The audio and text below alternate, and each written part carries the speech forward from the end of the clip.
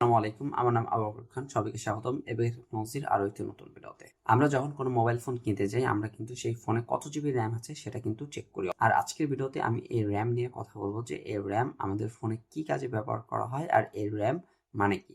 আর আপনারা যদি এই ধরনের টেক রিলেটেড ইনফরমেশনের প্রতি ইন্টারেস্ট হয়ে থাকেন তাহলে অবশ্যই আমাদের চ্যানেলটি সাবস্ক্রাইব করবেন এবং পাশে থাকা বেল আইকনটি প্রেস করে দিবেন যাতে আমাদের চ্যানেলে কোনো নতুন ভিডিও আপলোড হওয়ার সাথে সাথে আপনি তার নোটিফিকেশন মাধ্যমে জানতে পারেন।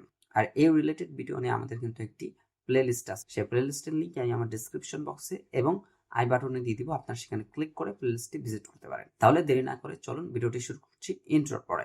বিসমিল্লাহির রহমানির রহিম। এক নম্বর যে বিষয়টি আমরা জানবো যে র্যাম আসলে কি।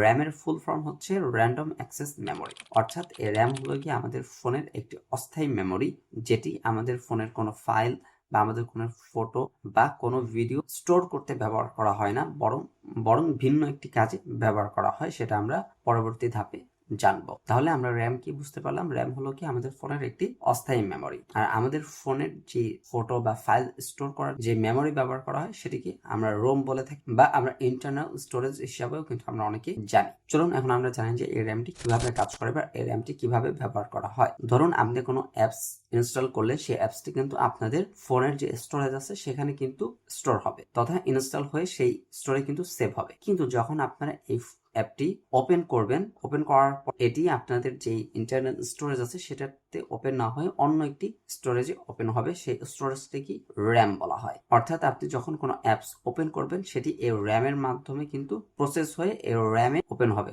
কারণ আমরা যে নর্মাল স্টোরেজ ব্যবহার করি সেই স্টোরেজের তুলনায় এই র্যামের যে স্পিড আছে সেই স্পিডটি কিন্তু অনেক ফাস্ট হয়ে থাকে। তাই এটি র্যামের মাধ্যমে ওপেন করা হয় যাতে আপনি স্মুথলি এটি ব্যবহার করতে পারেন।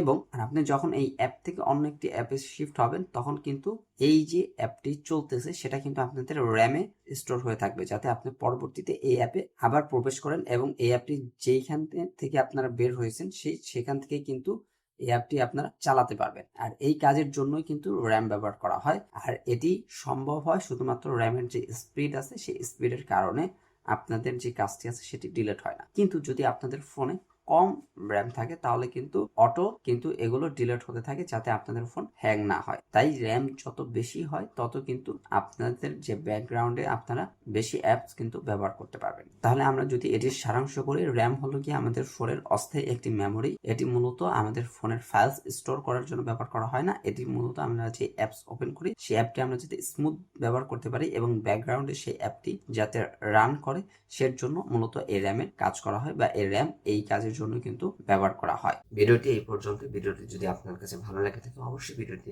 লাইক করবেন এবং ভিডিও রিলেটেড কোনো প্রশ্ন বা কোনো সমস্যা হলে বা কোনো পরামর্শ থাকলে অবশ্যই তা কমেন্ট বক্সে জানাবেন। আর আপনারা যদি অন্য কোনো বিষয় রিলেটেড ভিডিও চান অবশ্যই তা কমেন্ট বক্সে আমাকে জানাবেন। আর এছাড়াও যদি আপনাদের কোনো বিশেষ সমস্যা থাকে অবশ্যই আমাদের ফেসবুক পেজ কিংবা আমার ফেসবুক প্রোফাইলে সরাসরি মেসেজ করতে পারেন।